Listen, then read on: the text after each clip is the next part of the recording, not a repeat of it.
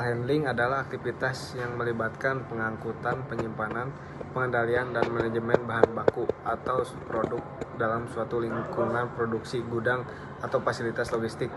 Tujuannya adalah memindahkan barang-barang tersebut dengan efisien, aman, dan tepat waktu dari suatu tempat ke tempat lain dalam proses produksi atau rantai pasokan.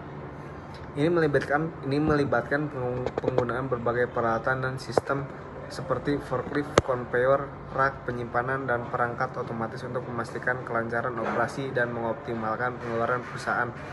Ongkos material handling adalah biaya yang terkait dengan aktivitas pengangkutan, penyimpanan, pengendalian, dan manajemen bahan atau produk dalam suatu operasi atau fasilitas. Pertimbangan material handling adalah sangat penting dalam perencanaan tata letak fasilitas karena aktivitas material handling yang efisien dapat memiliki dampak signifikan pada efisiensi dan produktivitas keseluruhan fasilitas. Berikut beberapa alasan mengapa material handling perlu dipertimbangkan dalam perencanaan tata letak fasilitas, yaitu perhitungan ongkos material handling dapat cukup kompleks dan tergantung pada berbagai faktor seperti jenis perusahaan, jenis material yang ditangani, fasilitas, dan proses yang terlibat dalam material handling. Ada beberapa jenis perhitungan jarak yang dapat digunakan untuk mengukur jarak yang ditempuh untuk berhubungan dengan aktivitas material handling. Beberapa jenis perhitungan jarak yang umum digunakan meliputi jarak linear, jarak perjalanan nyata, jarak tempuh kendaraan, jarak perjalanan vertikal, jarak perjalanan efektif, jarak antar titik penyimpanan, dan jarak antar posisi kerja.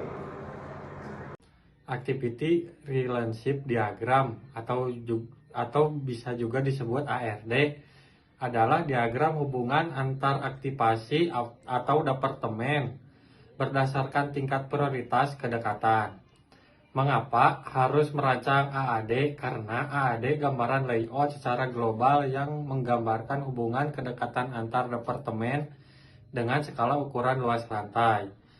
Sedangkan perbedaan ARD dan AAD yaitu hubungan aktivitas departemen mesin, dan AAD gambaran layout kedekatan antar departemen.